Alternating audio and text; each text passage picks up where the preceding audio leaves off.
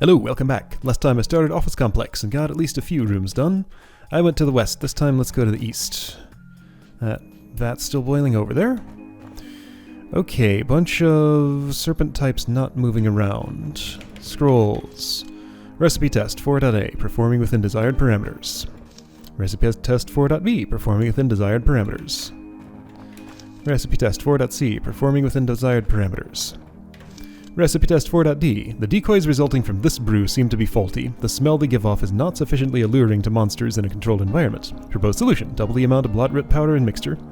So those scrolls, I had this idea at one point to put like flavor scrolls like this all over this level to make it very clear that, you know, this is a potion brewing facility. They're testing out their the effect of the stuff that they make, etc. And, you know, here are some test results, but this is the only room where it really fit to put that in there.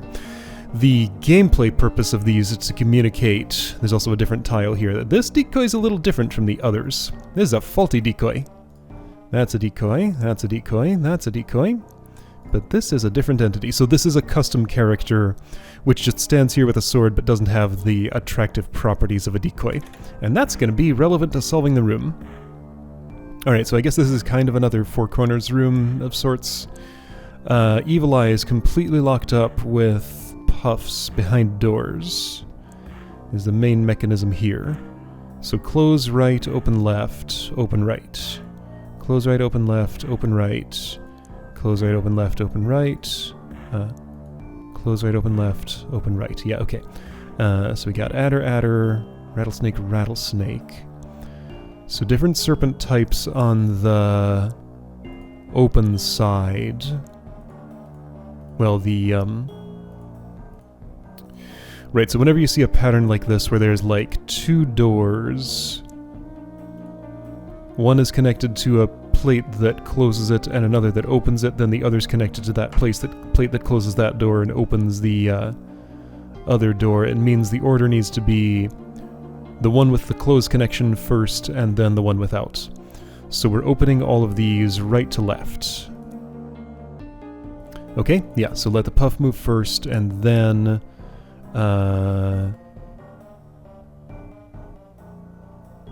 Wait, do I need to... No, I don't. It's fine. And again, all of these are locked up. Okay, right, there's another faulty decoy there. Right, 2 per thingy. Right, so they have their swords in such a way that one will stab the adder head, one will stab the rattlesnake tail. And the whole idea is just to offset timing. Yeah, okay, so the control orbs on the outside here close the doors to themselves and open up the doors that let the decoys stab the various snake parts that they're aiming at. So right, the whole idea is if I would just hit one of these now...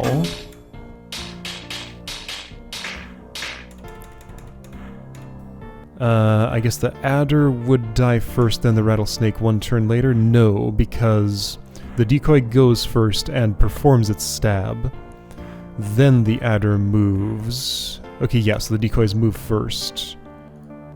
But then what about this rattlesnake? Huh, the reverse is not true. Right, because like stabbing an adder head is kind of different from other monsters because like... I don't know, it's weird.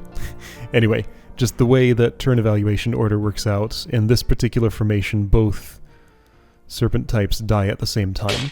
And since they died simultaneously... I'm not sure about pressure plate release evaluation order, whether it goes in like reading order or what. If I mirrored this room, would releasing both of those plates at once evaluate the other one first? I'm kind of tempted to try that right now, but let's not bother with that right now. Just, that's what the room is. I have to desync the timing such that, the right one happens first. And the snake type changes from north to south. Okay, anyway, so the tools I actually get for this are here in the middle. I get to choose one for each thingy. So here you get invisibility potions. Let's see, so all these orb mechanisms. This closes everything down, gives me my mechanism for doing stuff, and then an orb to open everything up again. This one requires me to take my sword back before I do that, sure. And then use it to stab out of there. This one I get a decoy potion of my own. And this one I get speed potions. Okay, right, so the puzzle's meant to be like which key in here goes to which quadrant, and they are subtly different. These two look identical. Is there a difference between these two? 9, 10, so adder moves first. 1, 2, so decoys move first. 11, 12. 3, 4. These two do not look different to me. Same order there. Okay. So these two are the same. This one is unique, this one is unique. This is unique because of the faulty decoys. So right, the whole implication of the faultiness is... I think that's the one I use the invisibility potion for, because if I try to invisible for anything else...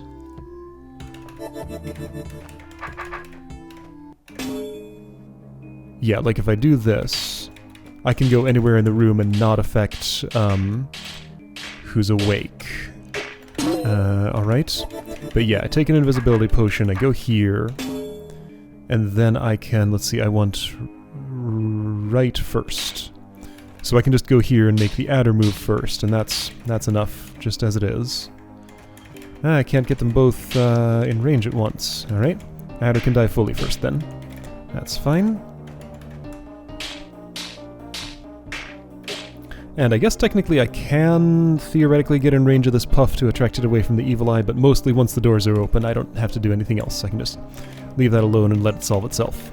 Alright, so I become visible, hit that orb, and now I'm stuck here. What? Oh, I have to do that quick before the evil eye dies? Or no, I can wait for the evil eye to die, and no, I have to do it quick before the evil eye dies. What? I didn't remember having put a race component here. But apparently I did? Why? Yeah, the door wiring in here feels a little unnecessarily complicated. But anyway, so I can leave this unattended now and it'll solve itself. This room's a lot more complicated than I remembered. Okay, so next, let's try the disarm one. So disarm token will affect decoys. Not faulty ones. That's another fault that they did not document. And also, I think I didn't notice either. I could have, like, scripted it to disarm them, I guess, probably. It's more consistent this way. I don't want to introduce scripting to do more than just spawn these characters. Just, you know, once you enter the room and look at the state of it, you should be able to fully predict what's going to happen. Is the ideal as far as I'm concerned. So if I'm disarmed, right, yeah, so what that lets me do... Something's wrong here. Okay, no, so I have to wait for this process to complete, and then... Yeah, alright. So man, this mechanism, it's not that it's fragile, it's that it's very needy. I have to do things just exactly in the right order for it to let me get where I'm gonna go. I guess that's just to make sure there's no cross-contamination between, like, using parts of one of these for the other one. Anyway, so if I were to disarm, I can't do that yet because I can't hit an orb. Let's choose the one that's closest. Now, hold on. So since this one is unique, which thing is appropriate here? With the adder on the right and wanting to do the right first, obviously this is the one for the speed potions, because with a speed potion, 2 stabs per monster turn means adders shortened by 2, rattlesnakes shortened by 1, because the tail segment leaves where the sword is, but the head stays where the sword is, and gets both stabs. Alright, so this is the one for the speed potions. Let's actually just do that first. Alright, so I'm speedy. And, okay, what was the order for this again? I can actually probably just do this now. Let's see if one double stab is enough to make this all happen, or if I need more. I think one should be enough, right? Yeah, sure. That's all I need. Okay, so wait for that to complete. Alright, so now, since these are the same, it doesn't matter which one I do, right? I want to say... Okay, so we're doing the disarm one. This is closest to where the disarm token is. So I can avoid stabbing the adder and just stab the rattlesnake. So the right one dies first. And that's actually enough right there. I don't need to desync it any more than that. Now it bothers me a little bit that I broke that orb, but didn't fully break these. Oh well. Here, I'll clean up these while I wait. Alright, there we go, so that's done. Wait for this to complete, and now I get a decoy. So with the decoy, once again, I want right to die first. So I killed right faster, or killed left slower, to accomplish that. Let's make left healthier by feeding it a snack. Wait, it was not time for that. It's never time for that. This is not relevant anymore. I mean, I can do it. Sure.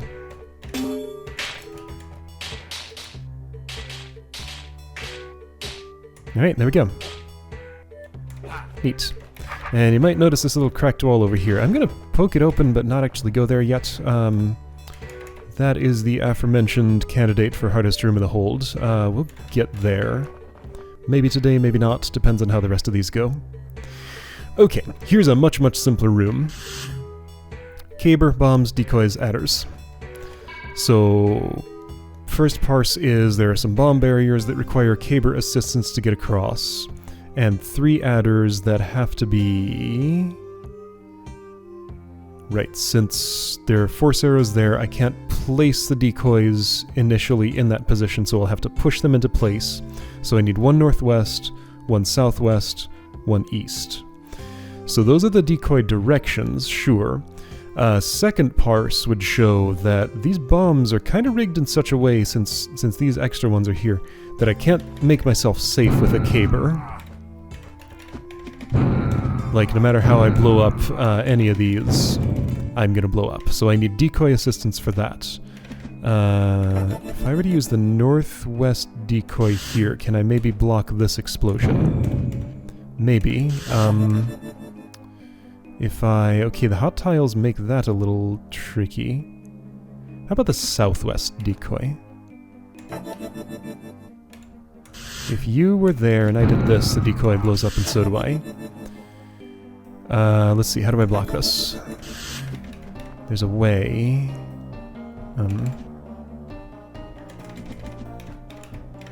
Does this do it? That does. There we go. Okay, so I disarmed that trap and now I think I can blow these? Yes, I can. Cool.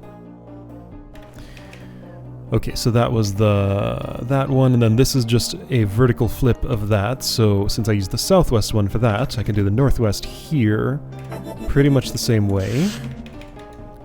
I don't remember this being the pattern that I used. I think I found a different one than I normally do, but maybe not. I don't know. My memory sure is my memory, you know. So now with an east-facing decoy, since this is a row of 3 bombs and there are hot tiles there, you're not going to be able to use it for that purpose. So the extra little trick you got to see here is that you don't have to use this decoy at all. I have a pushing tool, and those need to be pushed anyway, so you just reuse the first one. Which, yeah, is a little hazardous because of the hot tiles, but I'm going to have to do this at some point anyway, so it might as well be now.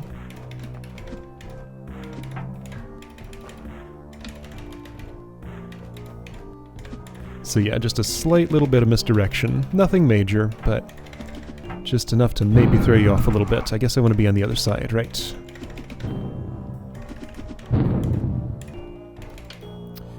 Before I push you all the way in, let me get you where you're going. And a caber, like a sword, will perform a stab on every turn that it sits still without any additional input from the wielder. That is unlike all other weapons. Those are the only two that have that property.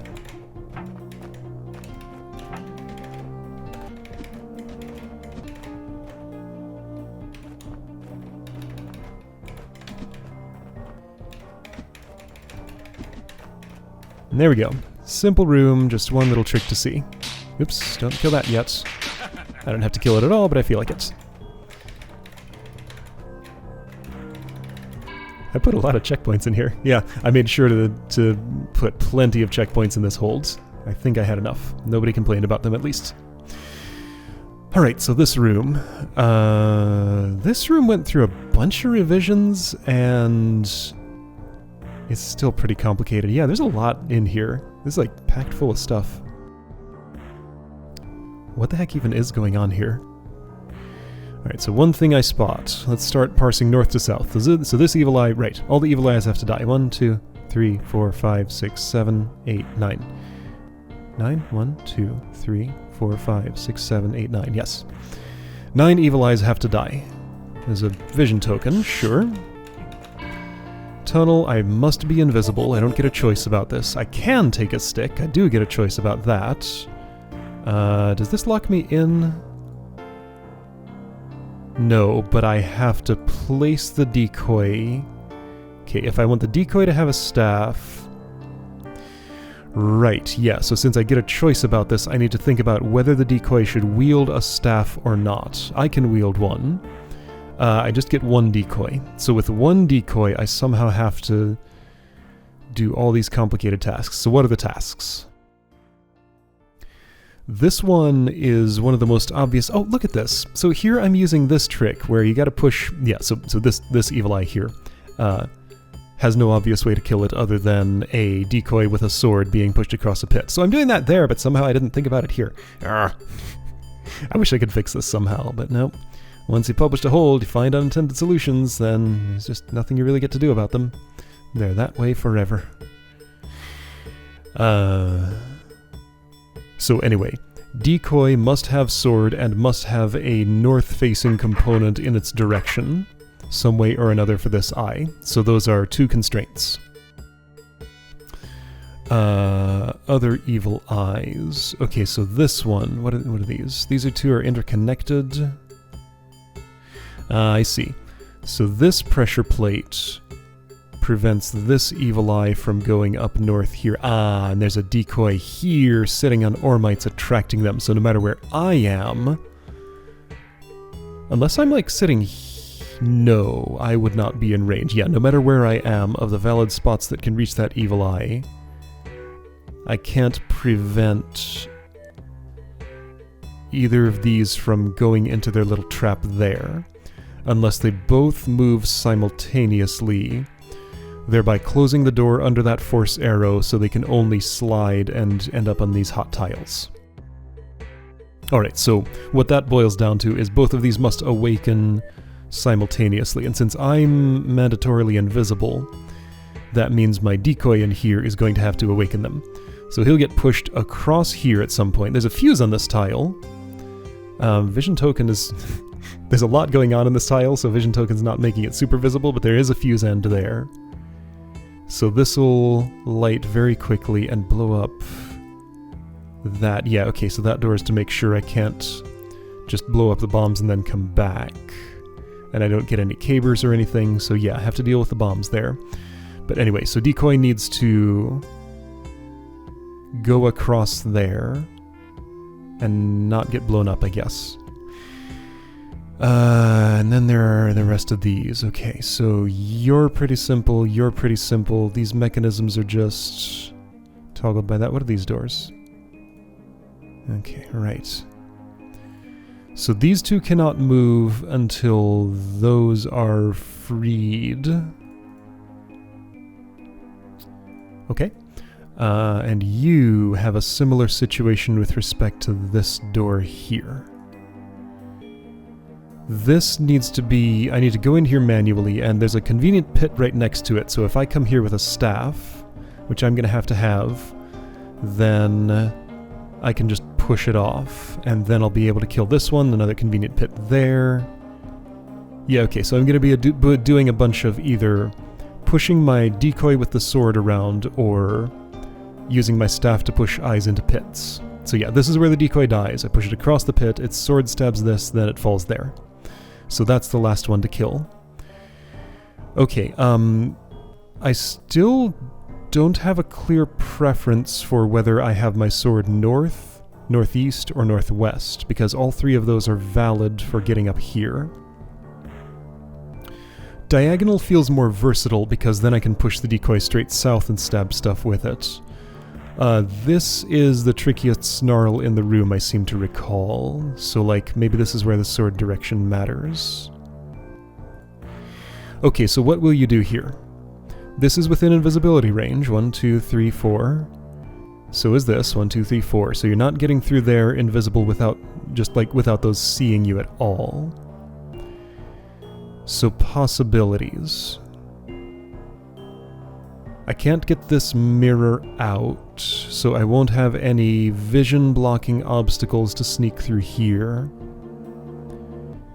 So either I need this, like, blocked on a decoy forever, which, how the heck would that happen? Or, oh, I think I remember what I do for this. Okay, and if I'm doing that, I want northeast. Okay, so I have an idea for what to do here. I think there's, like, a couple of ways I can do this. In Chaco's LP, he found, like, a completely novel way to solve this snarl, which was just as good. I forget how he did it, but it wasn't the way I normally do it. And what I'm planning to do here is perhaps not what I normally do. I don't remember what I normally do. It's been 2 years since I normally did in this room. Anyway, I get a staff, he gets a sword. I guess I could come back and get a sword anytime I wanted to. I don't think that would ever be particularly helpful, but it's a thing I could do. Okay, so since you're right on that plate, that puts you in the area of these, so let's deal with them first. So I'm invisible. Let's switch places. Okay, yeah, so you're looking at that mirror and seeing a decoy off in the distance. However, you're not moving because, well, you can see the decoy, you can't smell it. So they wake up by sight, but they move by smell, I guess. This is the exact same thing. These two are not any different. What? Why did I have the one looking at the mirror in the... Why are these... There was some reason these were going to be different somehow. I guess, okay, the idea was that I can actually get close enough to... Hi, you're kind of in my way. It is possible for Beethro himself to get close enough to awaken that evil eye. But looking in a mirror, even if I were... Yeah, okay, sure. So let's demonstrate this. So with the decoy on there, and that evil eye asleep, even if I'm close enough to be within smell range, it can't see me. So, like, it would move by smell, but it's asleep. It hasn't awakened by sight yet. Anyway, let's deal with this problem by pushing it onto a sword. Yeah, okay, all this means is we just switch places and awaken, and then switch places again. And you two will get pushed onto a sword. Okay. And then these two no longer have a job, so here's what I'm thinking. I'm thinking I can use the decoy's stuff and those two sleeping evil eyes, since I'm done with the things that they hold closed, in order to make a little barrier here and let this wake up but not move. I don't know at this point. It's such a weird sensation to be playing a room that I constructed and have no idea whether what I'm doing is the intended solution or not. Because, like, that knowledge is just kind of gone, right? You can wake up, it doesn't matter. Unless I made a note somewhere, which I don't think I did in this case. That knowledge is lost to time. If I happen to have an old victory demo for this, I could look at it and maybe see. Alright, yeah, so that was the way I resolved that, and it worked fine. Cool. Yeah, Chaco had some other way to do this, I want to say. Anyway. And I don't think I need these anymore for anything. Nothing else I parsed in the room appeared to benefit from that. Okay, so now this snarl. This is kind of a magic move sequence, but it's pretty friendly and simple. You just do this, basically. Whoa, okay. Let's slow down and look at what happened there. So I'm pushing the decoy here. This force arrow forces me to go northeast to southwest if I want to be close enough for that. Those moved simultaneously, closing each other's doors. They are looking diagonally at that thing. I need to move or else things will blow up. And then I need to keep moving because I'm still in the explosion range. And I can just barely get safe. This, closed that, so that's done. Okay. And that was all there was to that snarl. Cool. And I have a north-facing component in my... I have a north component in my facing direction. So I can stab that just fine. Neat. Okay, this room. This is a tedious room. Guess I'm doing it, though. This one has a challenge scroll in it. Awaken each evil eye before killing it. Note, DROD script seems to have some inherent limitations that make getting a precise count of awakened evil eyes impossible. If you're going for this challenge, be sure not to wake up more than one per turn, or the challenge may not be awarded correctly. You would have to go out of your way to wake up more than one evil eye on the same turn, but I figured I'd put that in there just in case somebody did it and wondered why the challenge didn't award. Alright, so here's another late edition of, like, these dudes way off in the corner, just kind of giving you a formation hint. So the whole joke here is... we got some clone potions. Right, first appearance of those on the level. On trapdoors. Drink both of them to unlock this spot where I can place this mimic. And... yeah, there's no way I would get a clone here because I have to drink both potions before the spot opens up. But yeah, so you get a mimic there who's not allowed to ever move until the room is clear, else it'll hit a seeding beacon. Because yeah, it'll activate this fire trap, blow up that bomb, and light the beacon. So, place mimic here, hit that orb with it, then don't move until the room is clear. Alright, so that's the idea. And I must take this spear and drop the trapdoor because trapdoors must be dropped. So I'll go ahead and do the challenge solution now because it's not particularly interestingly different from the non-challenge one. Now these clones have to be here with me, but they are clones, so I get full control over them. So it'll be reasonably friendly. Okay, but yeah, so I have to traverse the room using just spear rotations. Because yeah, any movement in any direction because of mimic sliding will light the beacon. Okay, so you are awake. And how will I kill you? I don't know, there are ways. I could push you onto a spear in theory. I could push you into a pit in theory. What the heck am I doing? I don't even know. Alright, let's use the mouse for this. See if I can get you into that pit. I can't. Not without moving. Well, I got you off my back for a moment. Alright, so anyway, this formation's giving a hint about how to move with spears. If you haven't done this technique in a while, or ever, for example, that's how you do it. Here, I have a kill opportunity. I had one. There we go. Now question is, can I get this clone back? Because I need... there's a reason I have 3 of them. I think it's necessary for horizontal movement to actually have 3 here.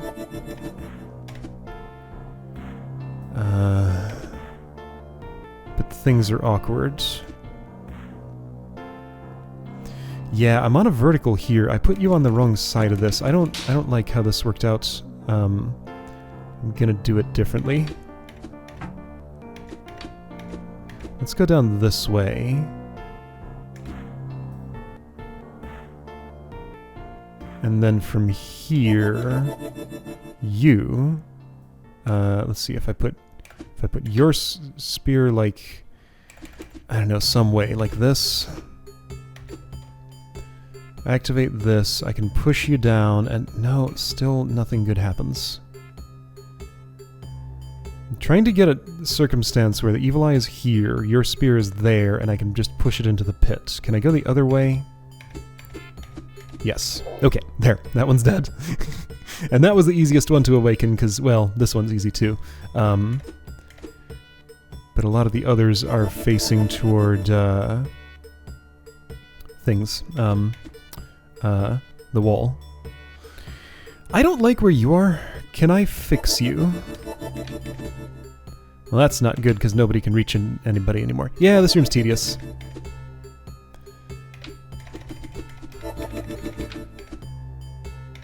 Okay, I think I can get you to a better spot. Sure, that's actually pretty nice. Okay, there we go. So, everybody's together. Let's do that a couple of times, and like, maybe you can push that around. Oops, no, okay. In a lot of cases, I really want my tab key to go between two decoys. Fish Fillets 2 had a solution for this. There was a specific key to swap between two most recently used characters, and a different key to go to the cycle through them in order. It was a good system. Alright, so I need you to see me.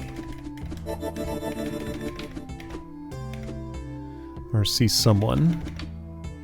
Alright, you see someone, but that causes me to die immediately. So let's do something different. What would that be?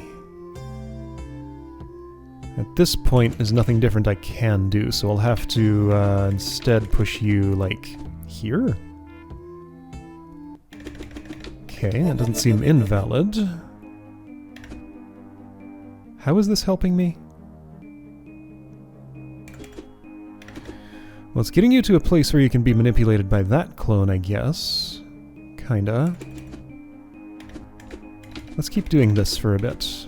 Let's see if it turns into something good.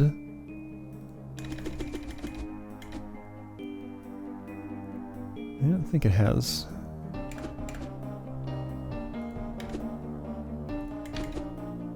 Okay, so now you can look at that clone, and I cannot be that clone, and you, in theory, if you could get your whoa, what the hell? It was...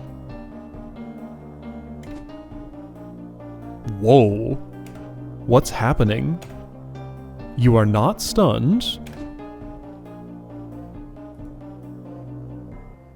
Hold up.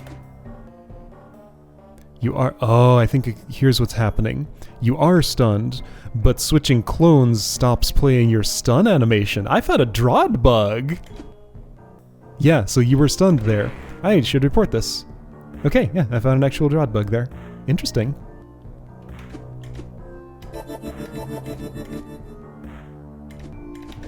Okay. Alright, so that one's handled. It did awaken first. So now I just have to take my little clone procession over here.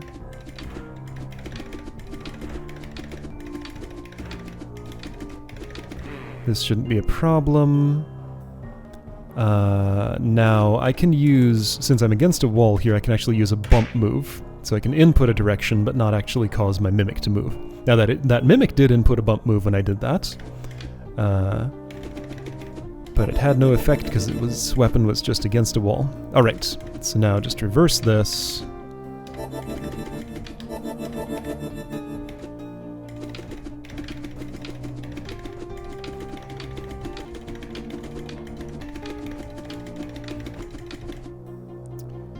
Why did I make such an awkward room? I don't know, it was a cool concept, but I wish I had made this, like, smaller. Just have, like, 2 evil eyes or something. Yeah, this is a room there could stand to be less of. What am I doing? Bad things? Maybe. Yeah, bad things. Maybe. Maybe not. Actually, I think that worked out. Sure. Alright, so now, okay, so your weapon goes here, your weapon comes around, and how does it do that? Okay, so you need to be the one to swing that spear, because then that liberates your spear to actually get there and push this. This weapon comes around, and here we go. I have my engine now.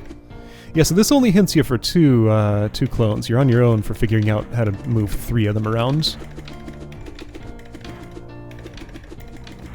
Alright, most annoying dude to get out of the corner. Before I do anything else, let's just start moving it. Okay. This awakens. Can I get this against a wall? I believe so. There we go. And now this is closed so I can start moving again. There we go. Saw it coming. The evil eyes got to know what was happening to them. Alright, cool. So yeah, there's of course a room here and a room here, and we saw that crack, so there's a room here. So next time I'll try and finish up the level with these last 3. This one's a big one. These 2 shouldn't be too big a deal. I barely remember what's in this room. I remember what's in this one. I remember what's in this one. Yeah. Alright, cool. I'll see you next time for that.